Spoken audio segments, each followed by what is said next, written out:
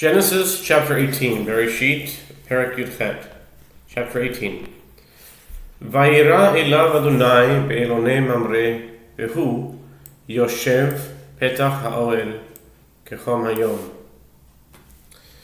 Now the Lord appeared to him in the plains of Mamre, and he was sitting at the entrance of the tent when the day was hot. Vayisa einav vayar, v'hineh Shlosha anashim nitzavim alav. Vayar vayaras likratam mipetach ha'ohel vayishtachu arza. And he lifted his eyes and saw, and behold, 3 men were standing beside him. Nitzavim standing, but alav could be above him.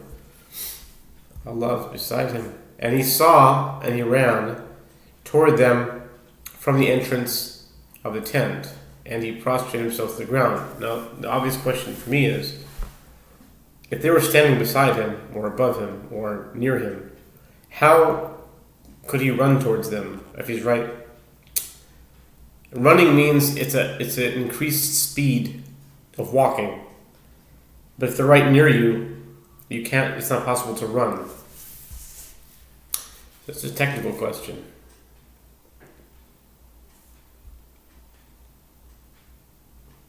He ran, and he had enough. If they're standing right next to him, he had enough space to run and prostrate on the ground. Vayomar, and he said, Adonai, Imna matzati chen be'einecha, al na ta'avon mi'alavdecha. Imna matzati chen be'einecha. Another question is, if there are 3 men, the word Aleph Daled Nun Yud, in this case, I suppose it could mean, alright, here's the translation, how they translate. This is a Chabad translation. And he said, my lords, if only I have found favor in your eyes, please do not pass on.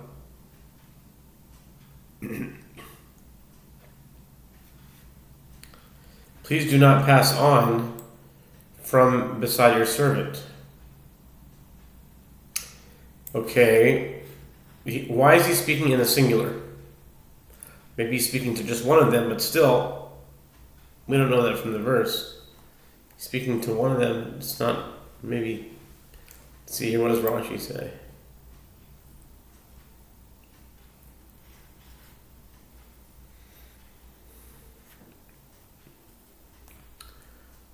Okay. To the chief one, he said this, my lords,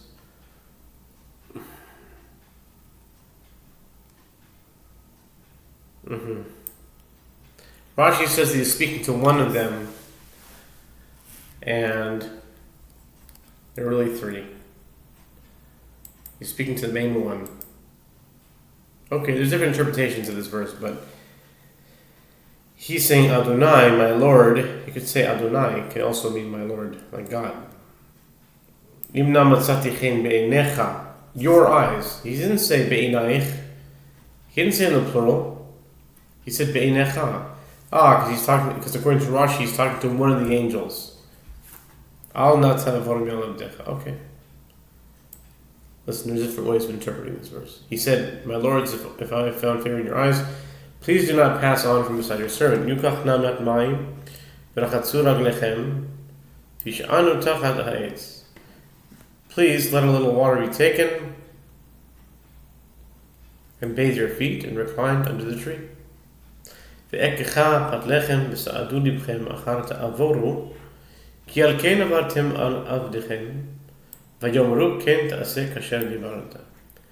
And I will take a morsel of bread and sustain your hearts. Afterwards you shall pass on, because you have passed by your servant. And they said, so shall you do, as you have spoken. Vayimaher Abraham ha'ohela el Sarah vayomer mahari shlosh si'im kemach solet lushi va'asi ugot. And Abraham hastened to the tent to Sarah, and he said, hasten 3 sah of meal, fine flour, knead, and make cakes. ועל הבקר רץ אברהם ויקח בן בקר רך וטוב וייתן אל הנער וימהר לעשות אותו. And to the cattle did Abraham run, and he took a calf, tender and good, and he gave it to the youth, and he hastened to prepare it. ויקח חמא וחלב ובן הבקר. Now you might be wondering who this youth is. So Rashi says that this youth is Ishmael. Yeah, the youth. This is Ishmael to train him to perform mitzvot. Okay. That's what he says. Okay.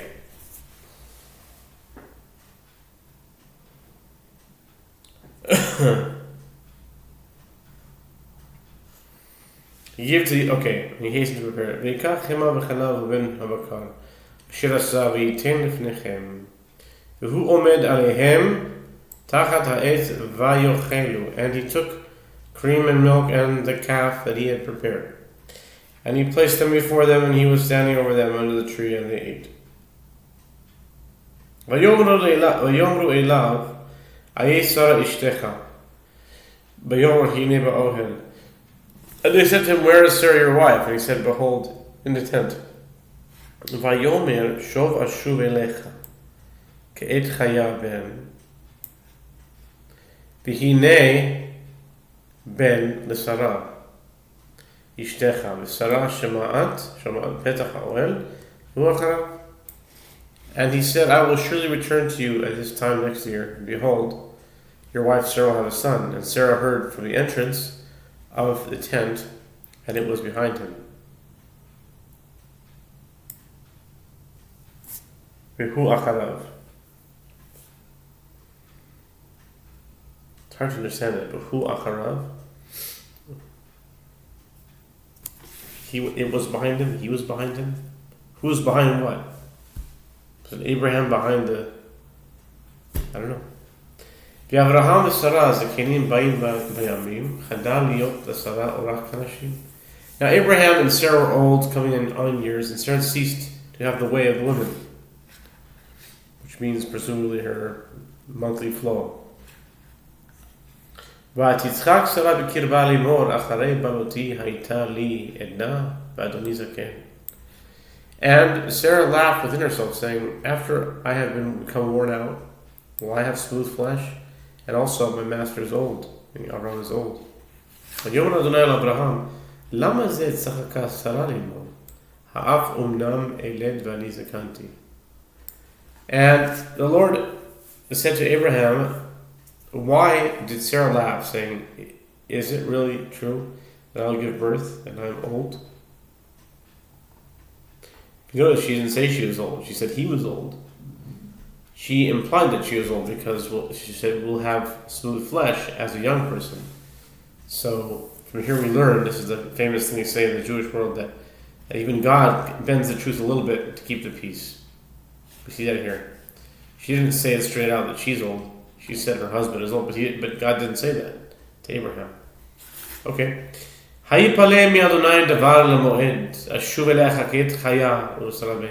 Is anything hidden from the Lord? Is anything too hard for the Lord?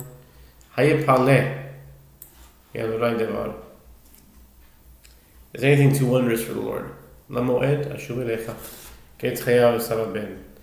I will return to you this time next year, and Sarah will have a son.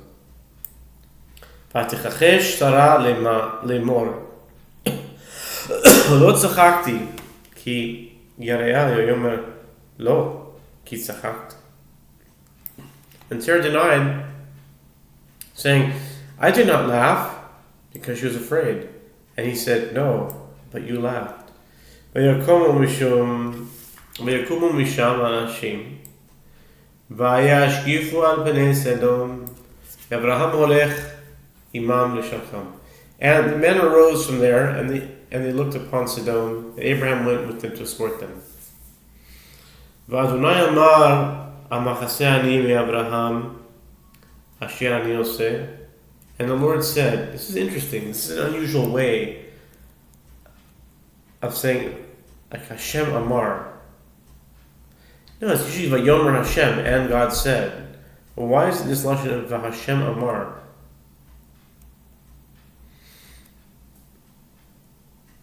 You know where this comes up? It's in the Navi. In Solomon, Hashem Amar, God said He will dwell in the thick darkness. Hashem Amar. I wonder if there's a connection from here to there. Shlomo to Abraham. Vayomer Adonai Amar. You don't see that. Maybe this is the only time. Hamachaseh ani. Adonai Amar Hamachaseh ani me Abraham.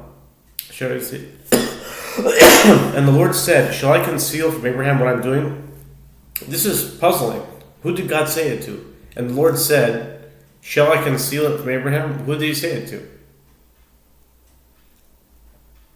Is the Lord talking to Himself for our sakes? It's a cryptic statement. Okay, let's continue. Abraham hayo yeh agoy gadol v'tzum v'nivutchu bo kol goyei haaretz. And Abraham will become a great and powerful nation, and all the nations of the world will be blessed in him. Yedativ leman asher yitzaveh b'nov v'et beito acharav v'shamru derech Adonai la'asot tzedakah mishpat leman avi Adonai al Avraham et asher diber alav. For I have known him because he commands his sons and his household after him that they should keep the way of the Lord to perform righteousness and justice, in order that the Lord bring upon Abraham that which He spoke concerning him. And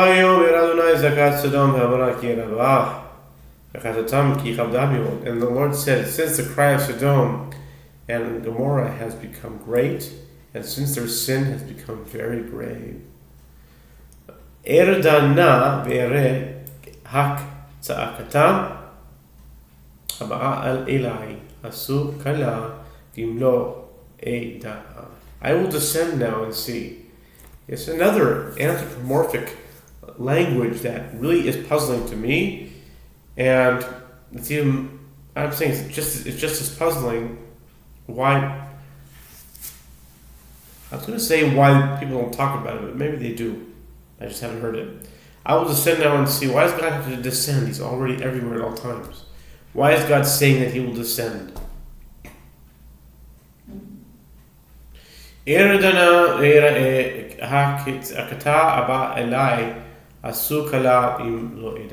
will say now whether according to her cry which has come to me they have done, I will wreak destruction upon them.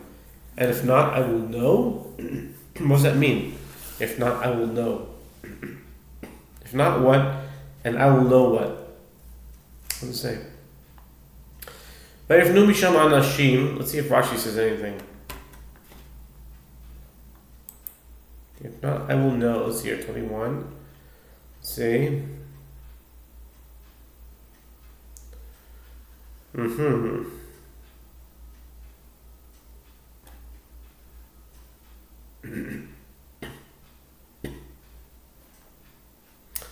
Guess what?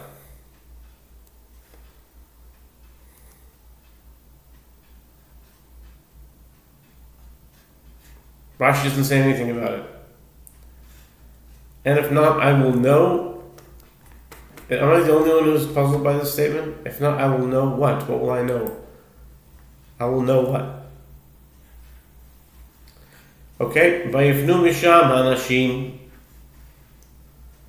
Vayenchu Sodom v'Avraham odenu omed lifnei Adonai. And so, and the men turned from there and went to Sodom, and Abraham was still standing before the Lord. Vayigash Avraham vayomar ha'af tispeh tzadikim brosha. And Abraham approached and said, will you even destroy the righteous with the wicked? Ulai yesh 50 tzadikim betoch ha'ir ha'af tispeh v'lo tisa lamakom למען 50 הצדיקים אשר בקרב בה. Perhaps there are 50 righteous men in the midst of the city. Will you even destroy and not forgive the place for the sake of the 50 righteous men who are in its midst?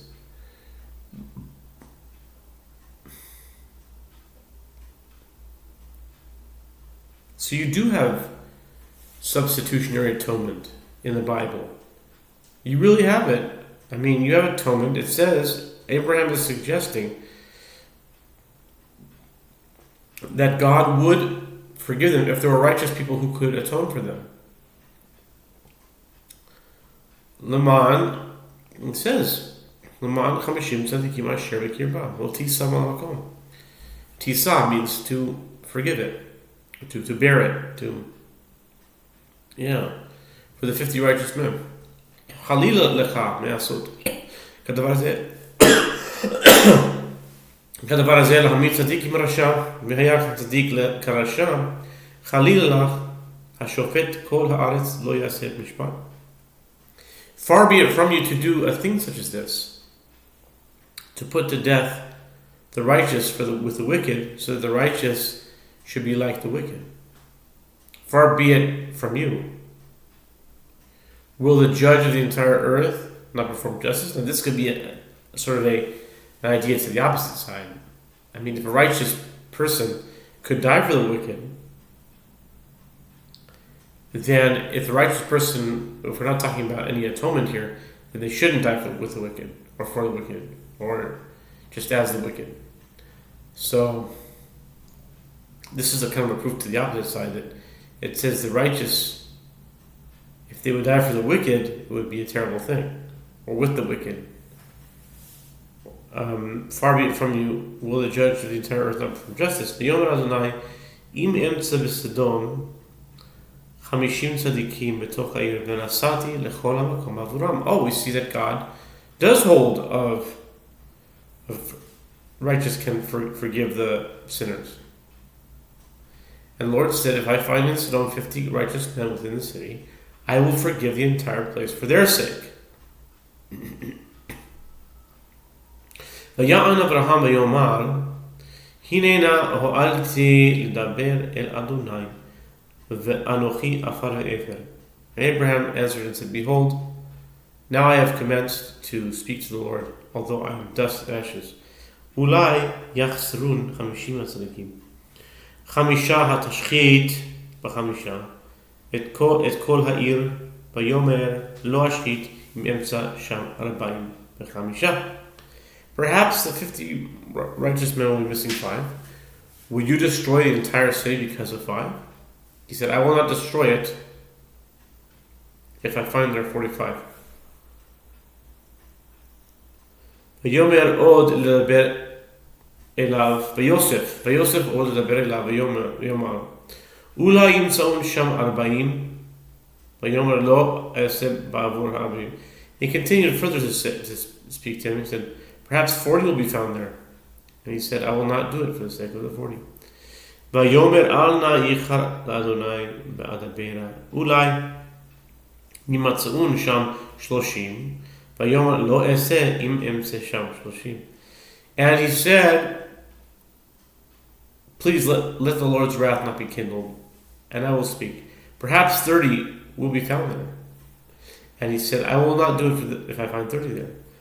ויאמר הננה הועלתי לדבר אל אדוני, אולי ימצאון שם 20, ויאמר לא אשחית בעבור 20. And he said, behold, now I have desired to speak to the Lord. Perhaps 20 will be found there. He said, I will not destroy for the sake of the 20. ויאמר אל נא ייחר אדוני באדברה, אך הפעם אולי ימצאון שם 10, ויאמר לא אשחית בעבור 10. And he said, please let the Lord's wrath not be kindled, and I will speak yet this time. Perhaps 10 will be found there. And he said, I will not destroy for the sake of the 10. וילך אדוני כאשר קילה, לדבר אל אברהם, ואברהם שב למקומו. And the Lord departed when he finished speaking to Abraham, and Abraham returned to his place. So the question again here is, where did the Lord depart to if the Lord is everywhere all at once? And what's being implied here? It's kind of an ongoing question there.